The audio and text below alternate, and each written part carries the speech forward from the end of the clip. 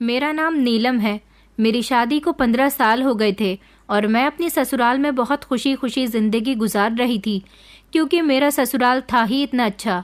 मेरे ससुराल में मेरी सास तो नहीं थी, एक नंद थी जिसकी शादी हो गई थी और वो शादी करने के बाद अपने पति के साथ अमेरिका में शिफ्ट हो गई थी। वो हमारे पास बहुत ही कम आती है। अब उसके पास बच्चे हो गए हैं और वो भी अपनी ज़िंदगी में बिजी हो गई। अब वो अपने छोटे भाई की शादी का इंतज़ार कर रही है कि कब उसके छोटे भाई की शादी हो और वो अपने मायके आए।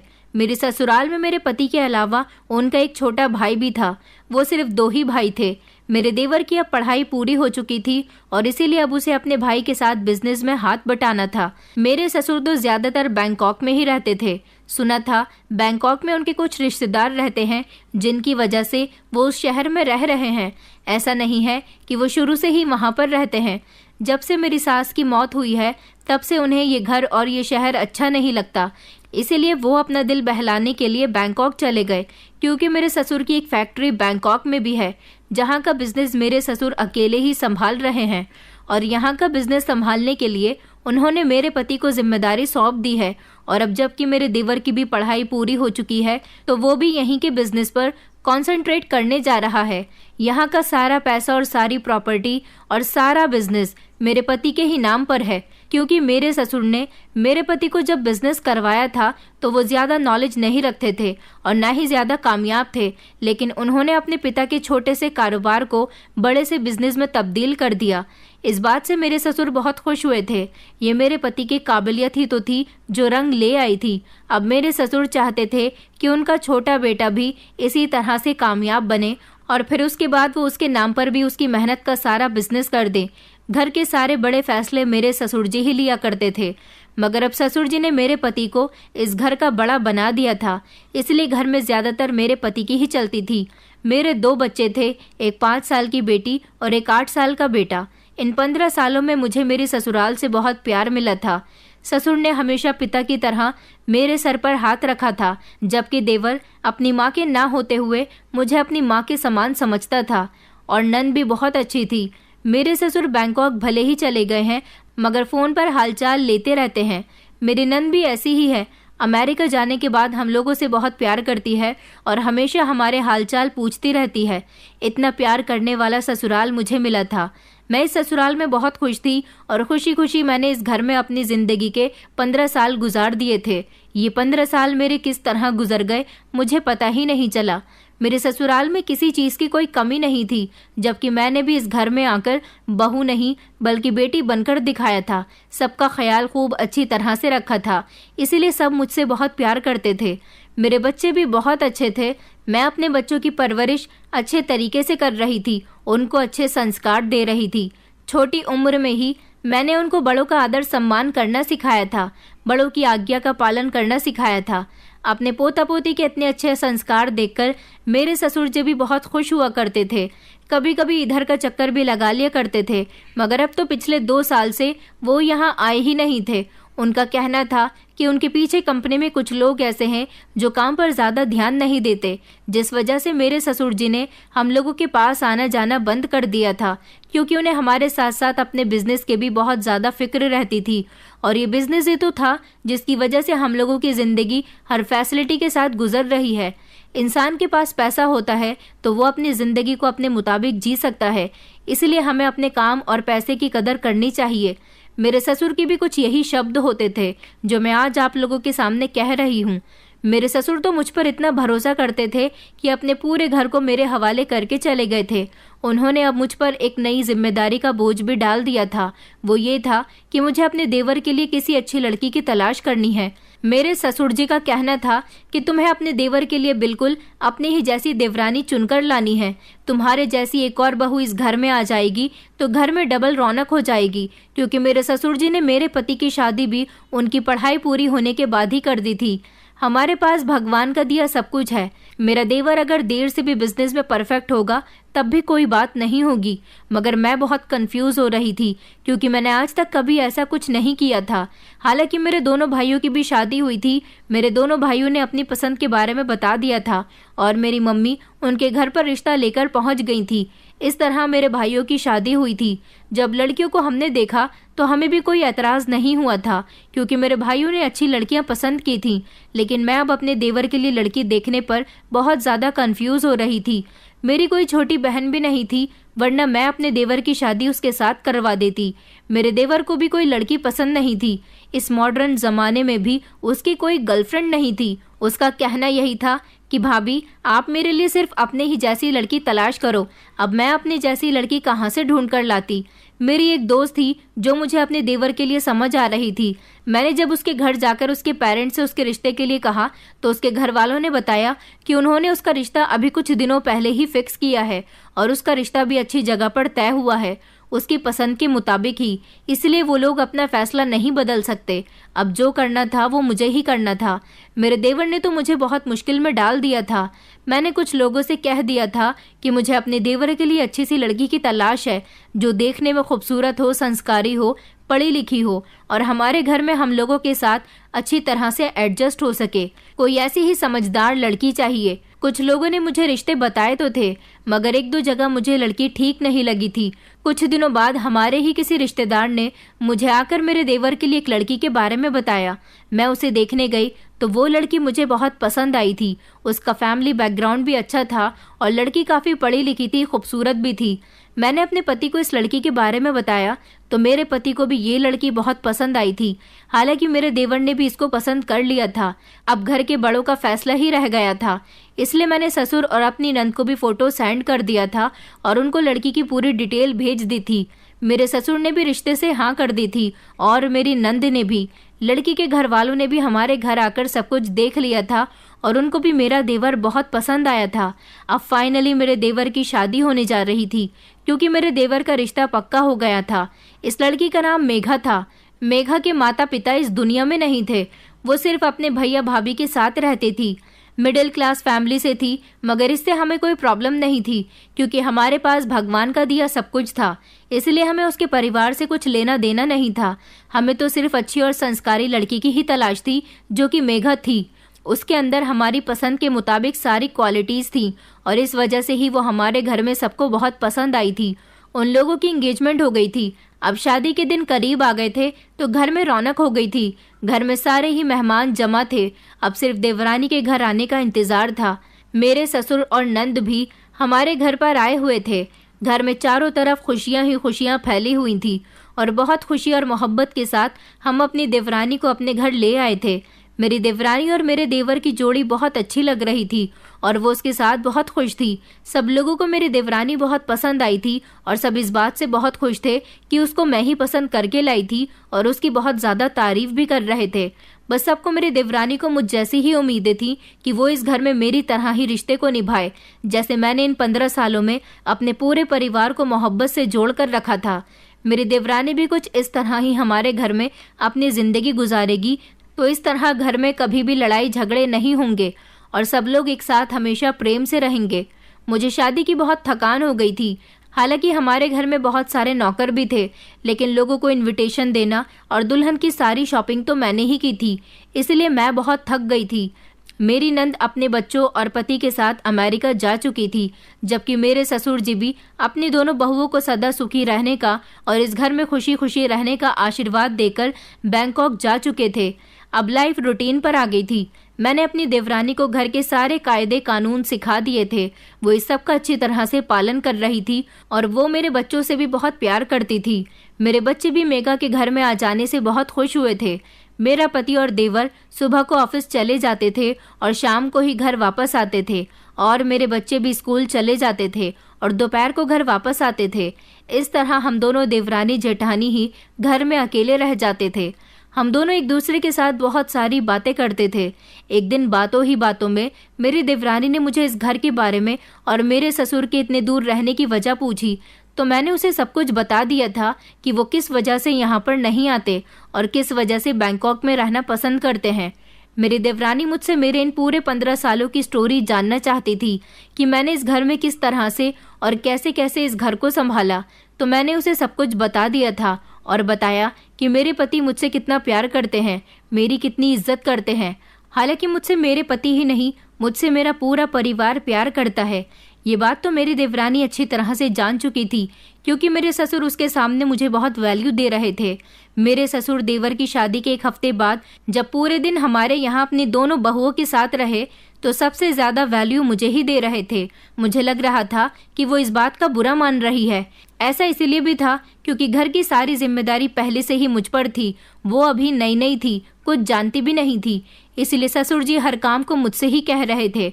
मगर मैंने सोच लिया था कि धीरे धीरे वो भी इस घर के कायदे कानून समझ जाएगी और इस घर में रहते रहते इस घर के हर तौर तरीके को सीख जाएगी, तो मेरे ससुर जी भी मेरी तरह उसे भी वैल्यू देने लगेंगे। फिर उसके दिलो दिमाग में कोई गलतफहमी नहीं रहेगी। जिंदगी इसी तरह से गुजर रही थी और मेरी देवरानी की शादी को 1 महीना हो गया था। मेरा देवर देवरानी के सामने मुझे बहुत वैल्यू देता था, क्योंकि वो मेरी शुरू से ही बहुत इज्जत करता था और मेरा हर कहना मानता था। उसे लगता था कि मैं उसकी माँ समान हूँ। इसीलिए 1-2 बार जब वो मेरी देवरानी को उसके मायके लेकर गया था तो मुझसे ही परमिशन लेकर गया था। मैं उन दोनों पर किसी तरह की रोक टोक नहीं करती थी। मैं मेघा को अपनी बहन की तरह समझती थी, जबकि मैं खुद अपने देवर से कहती थी कि इसे कहीं घुमाने के लिए ले जाया करो। मगर इन दिनों मेरे पति ने देवर को एक बड़ा प्रोजेक्ट दिया हुआ था। वो उस पर काम कर रहा था, इसलिए उसका सारा ध्यान प्रोजेक्ट पर था। वो अपनी पत्नी को सिर्फ उसके मायके तक ही लेकर जाता था, क्योंकि वहां पर थोड़ी बहुत देर ही लगती थी। वो दोनों अभी हनीमून पर भी नहीं गए थे। मेरे देवर का कहना था कि जैसे ही उसका प्रोजेक्ट कंप्लीट हो जाता है वो अपनी पत्नी को हनीमून पर लेकर जाएगा। एक दिन मेरे पति और मेरा देवर दोनों ही ऑफिस से जल्दी घर आ गए थे। मेरे पति की आदत थी कि वो घर आते ही मुझे सबसे पहले गले लगाया करते थे और मेरे देवर की आदत थी कि वो घर आते ही सबसे पहले मेरे पैर छुआ करता था। उस दिन भी घर आते ही सबसे पहले मेरे पति ने मुझे गले से लगाया और उसके बाद मेरे देवर ने मेरे पैर छुए। मेरी देवरानी ये सब कुछ बड़ी हसरत भरी नजरों से देख रही थी, क्योंकि मेरे पैर छूने के बाद ही देवर उसको गले लगाने के लिए गया था। अचानक ही बातें करते करते उसका मूड ऑफ हो गया। तभी मेरे देवर ने कहा कि चलो भैया भाभी, आज हम लोग ऑफिस से जल्दी घर आ गए हैं, इसलिए हम सब लोग कहीं बाहर घूमने के लिए चलते हैं। मेरी कुछ तबीयत ठीक नहीं थी, इसलिए मैंने अपने देवर से कहा कि तुम लोग ही चले जाओ, मेरी तबीयत ठीक नहीं है, मैं घर पर रहकर आराम करना चाहती हूँ। मेरे पति ने भी कह दिया कि हाँ तुम लोग चले जाओ, हम लोग फिर कभी चलेंगे। इस तरह वो दोनों अपने कमरे में तैयार होने के लिए चले गए थे और मेरा पति भी फ्रेश होने के लिए अपने रूम में चला गया था। मगर मैं बच्चों के साथ हॉल में ही बैठी उनको पढ़ा रही थी। जब थोड़ी देर के बाद वो दोनों तैयार होकर आए तो मेरे देवर ने दोबारा से मुझसे परमिशन ली थी कि भाभी हम लोग जा रहे हैं। मैंने उसे कहा कि हाँ तुम लोग जाओ और अपना ध्यान रखना। मेरा इतना ही कहना था कि मेरी देवरानी के चेहरे के एक्सप्रेशन बदल गए और उसने अपने पति की तरफ देखते हुए कहा, क्या इस घर में हर काम भाभी की परमिशन से ही होता है? उसकी ये बात सुनकर मेरे भी होश उड़ गए थे, जबकि मेरे देवर के चेहरे पर मुझे उसकी पत्नी की बातों से कुछ शर्मिंदगी नजर आने लगी। मैंने मेघा से कहा, अरे नहीं नहीं मेघा, ये तो बस ऐसे ही मुझसे मजाक करता रहता है। अच्छा तुम दोनों जाओ और आराम से घूम फिर कर आना। इस तरह वो दोनों चले गए, मगर अपनी देवरानी की बात से मेरे चेहरे पर उदासी छा गई थी। मगर फिर मैंने इस बात को इग्नोर कर दिया और मैं अपने कमरे में आ गई थी। काफी रात हो गई थी, मेरे बच्चे भी खाना खाकर सो चुके थे और मैं भी बस लेटने के लिए ही जा रही थी। सारे नौकर भी अपने क्वार्टर में चले गए थे, मगर मेरे देवर देवरानी अभी तक नहीं आए थे। थोड़ी देर के बाद जब मैंने अपने देवर को कॉल की तो उसने कहा कि बस हम लोग 10 मिनट में घर आ ही रहे हैं, और ठीक 10 मिनट के बाद वो लोग घर आ गए थे। मेघा का मूड बहुत खराब था, उसने मुझसे कोई बात नहीं की और वो सीधा अपने कमरे में चली गई। मैंने अपने देवर से पूछा था कि मेघा को कुछ हुआ है क्या, उसका मूड तो ऑफ लग रहा है। मेरा देवर कहने लगा, नहीं नहीं भाभी कुछ भी नहीं हुआ, वहां पर तो हम लोगों ने खूब एंजॉय किया, उसकी बस थोड़ी तबीयत ठीक नहीं है इसलिए आपको ऐसा लगा होगा। मैंने सोचा इन लोगों ने खूब मस्ती की होगी इसलिए वो थक गई होगी और मुझे ऐसा लगा कि उसका मूड ठीक नहीं है। फिर मैंने इस बात को इग्नोर कर दिया और अपने कमरे में आकर सो गई थी। अगले दिन मेघा का मूड बिल्कुल ठीक था। सुबह सुबह वो डाइनिंग टेबल पर आकर बैठ गई थी, जबकि नौकर हमें नाश्ता सर्व कर रहे थे। जैसे ही मेरे पति आए तो मेघा ने जल्दी से अपनी चेयर से उठकर मेरे पति के लिए उनकी चेयर बैठने के लिए आगे बढ़ा दी, जिस पर मेरे पति उससे इम्प्रेस हुए थे और उसके सिर पर आशीर्वाद देते हुए अपनी चेयर पर बैठ गए। मुझे लगा कि वो मेरे पति को अपने बड़े भाई की तरह मानती है, इसलिए उनकी इज्जत कर रही है। मुझे उसकी ये हरकत बहुत पसंद आई थी, क्योंकि मैं भी अपने ससुर जी को इसी तरह से चेयर पर बिठाया करती थी। फिर मेरा देवर आ गया और वो दोनों नाश्ता करने के बाद ऑफिस चले गए। जिंदगी इसी तरह से गुजर रही थी। मेघा का मूड कभी भी मेरी तरफ से ठीक हो जाता था तो कभी ठीक नहीं होता था। न जाने उसे क्या हो जाता था। कभी कभी तो वो मुझसे इतनी हंसी मजाक की बातें करती थी और कभी ऐसी हो जाती थी जैसे वो मुझे जानती ही नहीं है। एक घर में होते हुए भी वो मुझसे पूरा पूरा दिन बात तक नहीं करती थी। मेरे ससुर जी मुझसे कॉल पर घर के हालचाल लेते रहते थे तो मैं उन्हें सब कुछ ठीक बताया करती थी और मेघा की भी बहुत तारीफ किया करती थी कि वो बहुत अच्छी है। एक दिन मेरे पास मेरी बड़ी बहन की कॉल आ गई। उनकी बेटे की अचानक तबीयत खराब हो गई थी। वो इसी शहर में रहती थी। मैं अपनी बहन को देखने के लिए जब अस्पताल गई तो उसकी कंडीशन कुछ ठीक नहीं थी। अस्पताल में उसके साथ रुकने वाला कोई नहीं था, सिर्फ उसका पति था। लेकिन उसकी एक 2 साल की बच्ची भी थी जिसको संभालने के लिए उसके ससुराल में तो काफी लोग थे, मगर वो अपने माता पिता से ज्यादा अटैच थी, इसलिए वो अपने पिता के साथ ही खुश रहती थी, वरना दूसरों की गोद में आने के बाद तो वो रोती रहती थी। इसलिए मैंने अपनी बहन के पति को घर जाने के लिए कहा था और कहा था कि मेरे बच्चे तो बड़े हैं, उनको मेरी देवरानी संभाल लेगी और घर में नौकर नौकरानी भी हैं जो उनकी देखभाल कर सकते हैं। मैं यहाँ अपनी दीदी की देखभाल कर लूंगी, आप सुबह आ जाना। मैंने अपने पति से भी अस्पताल में रुकने की परमिशन ले ली थी। इस तरह मैं अपनी दीदी के पास सारी रात अस्पताल में रही। इस शहर में हम दोनों बहनें ही एक दूसरे का सहारा थे, क्योंकि हमारा मायका तो बहुत दूर था। हम अपने मायके में कभी कभी जाते थे, लेकिन एक ही शहर में रहते हुए हम दोनों बहनें एक दूसरे से हर महीने में एक बार मिल लिया करते थे। मेरी दीदी की कंडीशन कुछ ठीक नहीं थी, इसलिए उन्होंने मुझे 1-2 दिन अपने पास ही रुकने के लिए कहा था। उन्होंने कहा था कि जब तक मैं हॉस्पिटल में एडमिट हूँ तब तक तुम मेरे पास ही रहना। मुझे दीदी के पास अस्पताल में रुकने से भी कोई दिक्कत नहीं थी। हालांकि मेरे पति ने भी कहा था कि जब तक तुम्हारी दीदी की तबीयत ठीक नहीं हो जाती तुम घर मत आना। इसलिए मैं दीदी के साथ ही अस्पताल में रुकी हुई थी और इंतजार कर रही थी कि जब दीदी डिस्चार्ज हो जाएंगी तब मैं अपने घर चली जाऊंगी। मेरी दीदी को डिस्चार्ज होने में 3 दिन का टाइम लग गया था। इस दौरान मेरी बातचीत मेघा से फोन पर लगातार हो रही थी और बच्चों से भी हो रही थी। मेघा मेरे बच्चों का ख्याल अच्छे तरीके से रख रही थी और मेरे पति की भी ज़रूरत का सामान वो उन्हें टाइम पर दे रही थी। उसने मुझे बताया था कि भाभी आप फिक्र मत करो, मैं भैया और बच्चों का यहाँ पर बहुत ख्याल रख रही हूँ। मुझे बहुत खुशी हुई थी कि मेघा ने इस समय मेरे पति और बच्चों का ख्याल रखने की जिम्मेदारी अच्छी तरह से निभाई थी। 3 दिन बाद जब मेरी दीदी डिस्चार्ज हुई और मैं अपने घर आई तो घर का माहौल मुझे बड़ा ही बदला बदला सा लग रहा था। सबसे ज्यादा बदले हुए मुझे अपने पति लग रहे थे, क्योंकि इन 3 दिनों में मेरे पति ऑफिस नहीं गए थे, जबकि मेरा देवर रोज ऑफिस जा रहा था। हालांकि मेरे पति की तबीयत भी ठीक थी। घर आने के बाद मुझे ये बात नौकरानी से पता चली थी। जब मैं किचन में गई और मैंने किचन के हालचाल देखे तो एक नौकरानी मुझसे पूछने लगी, बड़ी भाभी कि आज भी दोपहर का खाना बड़े भैया के लिए बनाना है या नहीं। मैं उसकी बात सुनकर हैरान रह गई थी, क्योंकि मेरे पति तो अपना लंच ऑफिस में ही किया करते थे। उसकी ये बात सुनकर मैं दंग रह गई थी कि आज भी से उसका क्या मतलब था।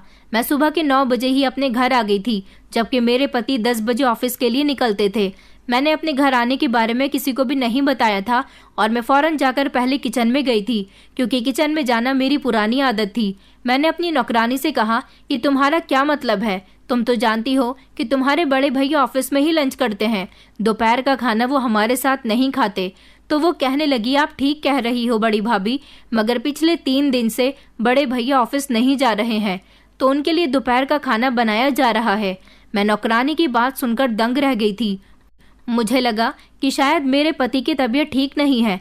मैंने नौकरानी से कहा कि उनकी तबीयत खराब हो रही है, तो वो कहने लगी कि नहीं नहीं, उनकी तबीयत तो बिल्कुल खराब नहीं है, बल्कि उन्होंने कहा है कि उनके ऑफिस में काम ज्यादा नहीं है, इसलिए वो घर में रहकर ही आराम करना चाहते हैं। क्या आपको इस बारे में नहीं पता? अपनी नौकरानी की बात पर तो मैंने उसे कह दिया था कि हाँ हाँ मुझे सब कुछ पता है, तुम अपना काम करो।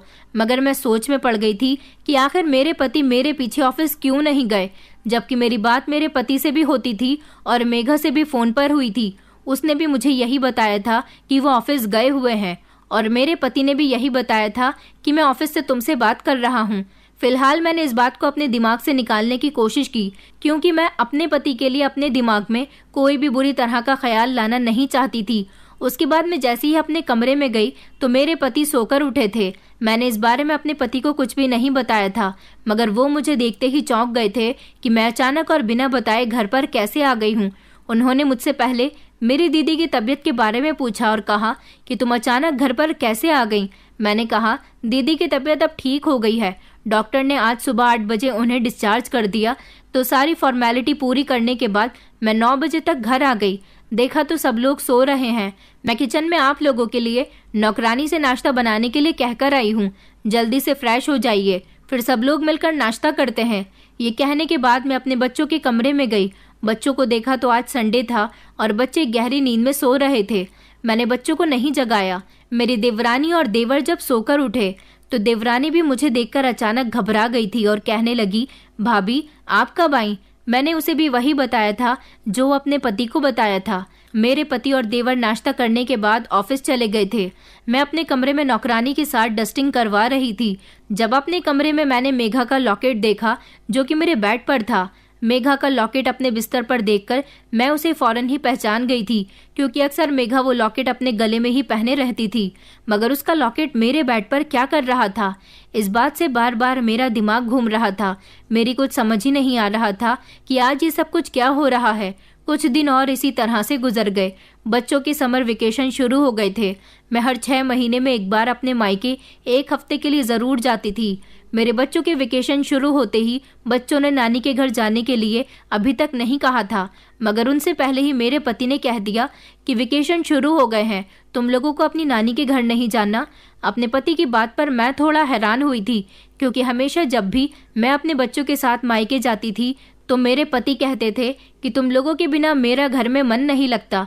और इस बार वो बच्चों के मुंह से ये बात निकलने से पहले ही खुद बच्चों से कह चुके थे कि तुम लोगों की वेकेशन शुरू हो गई है, तुम्हें अपनी नानी के घर जाना चाहिए। उसके बाद बच्चों ने तो नानी के घर जाने की जिद बांध ली थी। मेरे पति ने भी कहा कि तुम तो हर बार जाती ही हो वेकेशंस पर, इस बार भी बच्चों के साथ अपने मायके में रहकर आओ, बच्चे खुश हो जाएंगे। अपने पति के ऐसे रिएक्ट करने पर मुझे कुछ गड़बड़ी का एहसास हो रहा था। मैंने अपने मायके जाने की पैकिंग शुरू कर दी थी और फिर अगले ही दिन मेरा पति मुझे मेरे मायके छोड़कर आ गया था। जबकि मेरे मायके जाने पर मेरी देवरानी भी मुझे काफ़ी खुश नज़र आ रही थी। मैंने अपनी देवरानी से भी आते समय कहा था कि तुम भी चाहो तो अपने मायके जा सकती हो, मगर उसने कहा कि वो अभी 1-2 दिन अपने मायके नहीं जाएगी, क्योंकि उसके भैया भाभी कहीं शादी में गए हुए हैं। 2-3 दिन के बाद वो चली जाएगी। मैंने कहा कि अच्छा ठीक है, जब मैं वापस आऊं तो तुम भी वापस आ जाना, इस तरह तुम्हें घर में भी अकेला नहीं रहना पड़ेगा। मेरी देवरानी इस बात पर तैयार हो गई थी। उसने एक बार भी मुझे ये नहीं कहा कि भाभी जल्दी घर आना, बल्कि वो तो मेरे जाने से बहुत खुश नजर आ रही थी। ऐसा ही कुछ हाल मेरे पति का भी था, जबकि मेरा देवर कह रहा था कि भाभी आपको जल्दी घर आना होगा, क्योंकि बच्चों के और आपके बिना मेरा घर में मन नहीं लगता। मुझे अपने मायके में रहते हुए अब 4 दिन हो गए थे। मैं अपने पति को कॉल करती तो वो कहते कि मैं ऑफिस में हूँ और इस समय काम में बिजी हूँ, थोड़ी देर के बाद बात करता हूँ। इस बार मेरे पति कुछ अजीब सी हरकतें कर रहे थे।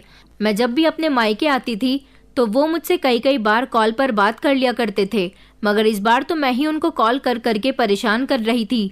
मैं थोड़ी परेशानी का शिकार हो रही थी, पर मेरी परेशानी अचानक ही एक फ़ोन कॉल ने दूर कर दी, जब हमारे घर के ही एक खास नौकर की मेरे पास कॉल आई। वो हमारे घर का बहुत पुराना नौकर था। उसका नाम रमेश था। रमेश शुरू से ही मेरा और मेरे ससुर जी का अच्छा और एक खास नौकर रहा था। उसने मुझे फ़ोन करके बताया, भाभी जी आपके बिना घर में कुछ गलत हो रहा है। मैं उसकी बात को समझ नहीं पाई थी। मैंने उससे कहा कि क्या गलत हो रहा है और तुम क्या कहना चाहते हो? तो वो कहने लगा, भाभी जी दरअसल मैंने बड़े भैया को कई बार आपकी और छोटे भैया की गैर मौजूदगी में मेघा भाभी के कमरे में जाते हुए देखा है, और मेघा भाभी को भी आपके कमरे की तरफ कई बार जाते हुए देखा है। ऐसा लग रहा है उन दोनों के बीच कुछ चल रहा है। मैंने नौकर से कहा, तुम ये कैसी बातें कर रहे हो? तुम अपने बड़े भैया पर शक कर रहे हो? तो वो कहने लगा, भाभी जी मुझे माफ़ करना, मैं ऐसी बात कहना तो नहीं चाहता था, मगर मैं आपके घर को उजड़ते हुए नहीं देख सकता, इसीलिए आपसे कह रहा हूँ कि आप अपने घर को बचा लो, क्योंकि मुझे मेघा भाभी के इरादे कुछ ठीक नहीं लगते। रमेश की बात मुझे एक तरह से सही भी लग रही थी।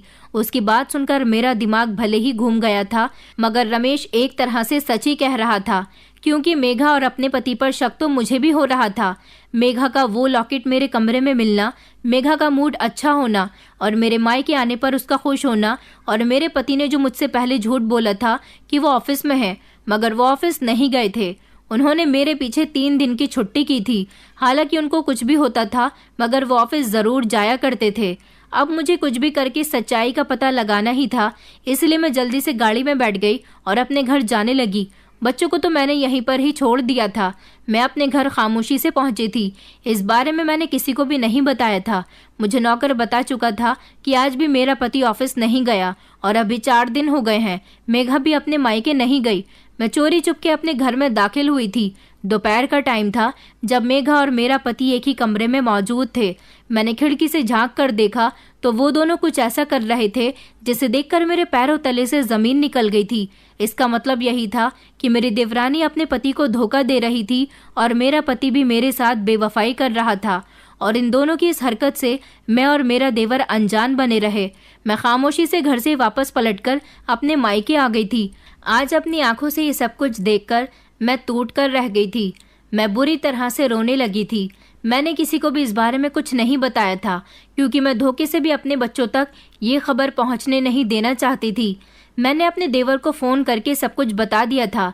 फिर मेरे देवर ने मुझे कुछ ऐसी बात बताई जिसे सुनकर मैं चौंक गई थी। उसने बताया कि शक तो मुझे भी मेघा पर काफ़ी दिनों से हो रहा है, मगर भाभी मुझे ये नहीं पता था कि वो मेरे ही भैया के साथ अफेयर में है। आज मेरी बात सुनने के बाद उसके लिए भी ये बात क्लियर हो गई थी कि मेघा का किसी के साथ अफेयर चल रहा है। मेरा पति ऑफिस में अपने भाई को ये कहकर घर आता था कि उसकी तबीयत ठीक नहीं है और वो आराम करने के लिए घर जा रहा है, मगर इस दौरान वो दोनों रंग रलियां मना रहे होते थे। हम दोनों बहुत परेशान थे। 1 हफ्ता पूरा होने के बाद मैं अपने बच्चों को लेकर घर आ गई थी। मेरा अपने पति और देवरानी से बात करने का बिल्कुल मन नहीं कर रहा था, मगर अब हम उन दोनों को रंगे हाथ पकड़ना चाहते थे, इसलिए मुझे भी और मेरे देवर को भी उन दोनों की तरफ से अपना मूड ठीक करना ही था। मेरी रातें अब रो रो कर गुजर रही थी। मेघा मुझे बहुत बुरी लगने लगी थी। उसने मेरे अच्छे भले पति को अपनी तरफ खींच लिया था। मेरा पति जो घर आते ही सबसे पहले मुझे प्यार से गले लगाता था, अब वो मुझसे दूर दूर रहने लगा था और मुझे इग्नोर करने लगा था। हम दोनों देवर भाभी ने प्लान बनाया था कि हम इन दोनों को रंगे हाथ पकड़ेंगे। मैं अब काफ़ी दिनों से घर में ही थी। बच्चों के वेकेशंस भी पूरे हो चुके थे। मेरी दीदी की तबीयत भी ठीक थी, इसलिए मुझे घर से कहीं नहीं जाना था। मैं काफ़ी दिनों से घर में ही थी। मेरे पति और मेघा को एक दूसरे से मिलने का मौका नहीं मिल रहा था, इसलिए मैं अब उन दोनों को मौका देना चाहती थी ताकि मैं उन्हें मौके पर पकड़ सकूं। मैंने अपनी देवरानी से कह दिया था कि मैं थोड़ी देर के लिए अपनी बहन के घर जा रही हूं। इस दौरान मेरे पति ऑफिस गए हुए थे। मेघा मेरी बात सुनकर खुश हो गई थी। मेरे बच्चे इस समय ट्यूशन गए हुए थे। मैंने घर से निकलते ही अपने देवर को कॉल कर दी थी। वो जानता था कि उसकी पत्नी उसके बड़े भैया को कॉल जरूर करेगी और उसका भाई ऑफिस से कोई ना कोई बहाना करके घर जरूर आएगा, और ऐसा ही हुआ था। मेरे पति ने घर से अपनी एक जरूरी फाइल लाने के लिए कहा कि वो थोड़ी देर के लिए घर जा रहा है। मेरा देवर समझ चुका था कि मेरा पति किस लिए घर जा रहा है, इसलिए हम दोनों ही उनको एक साथ पकड़ने का मौका ढूंढ रहे थे और फाइनली वो मौका आ गया था। मेरा पति घर आते ही घर में मेघा को अकेला पाकर उसके गले लग गया और कहने लगा कि मैं अपनी पत्नी से ज्यादा तुमसे प्यार करता हूँ। मैं नहीं जानता था कि तुम मुझे मेरी पत्नी से भी ज्यादा सुख दे सकती हो। उसकी तो अब उम्र हो चुकी है, उसने 2-2 बच्चे पैदा कर लिए। अब उसमें वो मजा नहीं रहा जो तुम में है। मेरी देवरानी कहने लगी कि मैं भी आपसे बहुत प्यार करती हूँ। मुझे नहीं पता था कि आपका छोटा भाई इतना बेवकूफ़ है। वो बिजनेस एक्सपीरियंस में तो आपसे कम है ही, मगर स्मार्टनेस में भी आपसे कम है। अच्छा, अब जल्दी से कमरे में चलते हैं, कहीं आपकी पत्नी ना आ जाए। ये कहकर वो दोनों कमरे में चले गए। मैं और मेरा देवर छुपकर उनकी सारी बातें सुन रहे थे और हम कमरे के बाहर जाकर खड़े हो गए। वो दोनों जैसे ही कमरे में गए और एक दूसरे के करीब हुए तो हमने उन्हें मौके पर पकड़ लिया था। इस तरह वो दोनों हम दोनों को देखकर घबरा गए थे। मेघा और मेरे पति के चेहरे का रंग तो पूरी तरह से उड़ चुका था, मगर मुझे अपने पति को देखकर बहुत अफसोस हो रहा था। मेरी आंखों में आंसू आ गए थे। मैं यह सब कुछ बर्दाश्त नहीं कर सकती थी, इसलिए मैंने रोना शुरू कर दिया। मगर मेरे देवर ने मेघा के मुंह पर थप्पड़ मार दिया और उससे कहा कि मुझे नहीं पता था कि तुम मेरी पीठ पीछे इतना घिनौना खेल खेल रही हो। मेरा पति अपने छोटे भाई को रोकने लगा तो मैंने भी उनसे कह दिया कि आपको शर्म नहीं आई, 2-2 बच्चों के होते हुए आपने अपने भाई की पत्नी के साथ ही। मेरा पति शर्मिंदगी से आंखें झुकाकर खड़ा हुआ था। मेघा कहने लगी कि उसे अपने पति से ज्यादा मेरा पति पसंद है। वो मेरे पति के साथ ही रहना चाहती है, क्योंकि वो अच्छी तरह से जानती है कि उसके पति के पास इस प्रॉपर्टी में ही क्या कोई हिस्सा नहीं है। अभी तो उसने अपने बिजनेस की शुरुआत ही की है। देखने में भी उसे मेरा पति ही ज्यादा अच्छा लगता है और इस घर में जो कुछ भी है वो सब भी मेरे पति का ही है, जबकि उसके अपने पति का तो कुछ भी नहीं है। इसी तरह हम चारों के बीच लड़ाई झगड़े हो रहे थे। तभी अचानक मेरे ससुर घर में दाखिल हुए। अपने ससुर को घर में देखकर हम सब लोग दंग रह गए थे कि उनको इस सब के बारे में कैसे पता चला। मेरे ससुर जब घर आए तो बहुत गुस्सा हो रहे थे कि घर में इतना सब कुछ हो रहा है, मगर मजाल है कि उन्हें इस बारे में किसी ने कोई खबर दी हो। दरअसल रमेश ने ही उनको सब कुछ बता दिया था कि हमारे घर में क्या क्या हो रहा है। मेरे ससुर से रहा नहीं गया और वो घर पर आ गए थे, और जब घर आए तो अपने बच्चों को इस तरह लड़ता हुआ देखकर उनके दिल पर बहुत बड़ी ठेस पहुंची थी। उन्हें जब सारी बात पता चली तो उन्होंने मेरे पति के मुंह पर जोरदार थप्पड़ मारा और कहा कि तुम्हें शर्म नहीं आई अपनी पत्नी के साथ बेवफाई करते हुए, जबकि मेरा देवर अपनी पत्नी को छोड़ने का फैसला कर चुका था। उसने कहा था कि मैं ऐसी औरत के साथ नहीं रह सकता जो मेरे पीठ पीछे मेरे भाई के साथ सिर्फ दौलत की वजह से है। मेरे ससुर को भी मेघा और मेरे पति पर बहुत गुस्सा आया था। मेरे देवर ने मेघा को घर से बाहर निकाल दिया था, जबकि मेरे ससुर ने मेरे पति को प्रॉपर्टी से बेदखल कर दिया था और उन्हें घर से निकाल दिया था। इस तरह इन दोनों की सच्चाई सबके सामने खुलकर आ गई। मेरी देवरानी और मेरा पति घर से निकलने के बाद कहाँ गए, हम लोगों ने उनके बारे में कभी जानने की कोशिश भी नहीं की। मैं चाहती तो अपने पति को माफ कर सकती थी, मगर मैंने अपने पति को इसीलिए माफ नहीं किया क्योंकि वो मेघा के साथ काफी हद तक गिर चुके थे, और मेघा कोई और लड़की नहीं बल्कि उनके छोटे ही भाई की पत्नी थी। ऐसा ही कुछ हाल मेरे देवर का भी था। हम उन दोनों के साथ जिंदगी नहीं गुजार सकते थे क्योंकि हम एक ही फैमिली का हिस्सा थे। अगर हम उन दोनों को माफ भी करते तो शायद एक साथ हम चारों नहीं रह सकते थे। इसलिए मेरे ससुर और मेरे देवर का फैसला बिल्कुल सही था कि उन्होंने उन दोनों को घर से बाहर निकाल दिया। मेरे ससुर ने मेरे पति के हिस्से की सारी प्रॉपर्टी मेरे बच्चों के नाम कर दी और मुझे अपने घर से कहीं जाने नहीं दिया। उनका कहना था कि ये तुम्हारा घर है और इस घर में तुम अपने बच्चों के साथ रहो। इस बात को काफी साल गुजर गए। मेरे बच्चे अपने पापा को याद करते हैं, मगर फिर जब उन्हें अपने पिता की बेवफाई याद आती है तो वो खामोश हो जाते हैं, क्योंकि मेरे बच्चे बड़े हो रहे थे और आजकल के बच्चे तो सारी समझ रखते हैं। मेरे ससुर ने देवर की तो दूसरी शादी करवा दी, लेकिन मैं अपने बच्चों के लिए इस दुनिया में जी रही हूँ और उनके साथ खुश हूँ। काफी समय हो गया और अपने पति को भूल चुकी हूँ। इस तरह हमारा हंसता खेलता परिवार मेघा के आ जाने से उजड़ गया। मेरे पति ने और मेघा ने शायद शादी कर ली है, मगर सुना है कि वो दोनों एक दूसरे के साथ खुश नहीं हैं। इस बात से हमें कोई मतलब नहीं, क्योंकि हम उन दोनों से सारे संबंध खत्म कर चुके हैं। भगवान जाने उनकी जिंदगी में अब आगे क्या होना बाकी है, मगर हमारी जिंदगी अब पहले से काफी बेहतर हो गई। हम लोग पीछे का सब कुछ भूलकर आगे बढ़ गए और खुशी खुशी अपनी जिंदगी गुजार रहे हैं। दोस्तों, उम्मीद करती हूँ आपको हमारी कहानी पसंद आई होगी। कहानी पसंद आई है तो वीडियो को लाइक करें, चैनल पर नए हैं तो चैनल को सब्सक्राइब करें और हाँ, नोटिफिकेशन बेल को जरूर दबाएं ताकि अगली अपडेट सबसे पहले आपको मिले।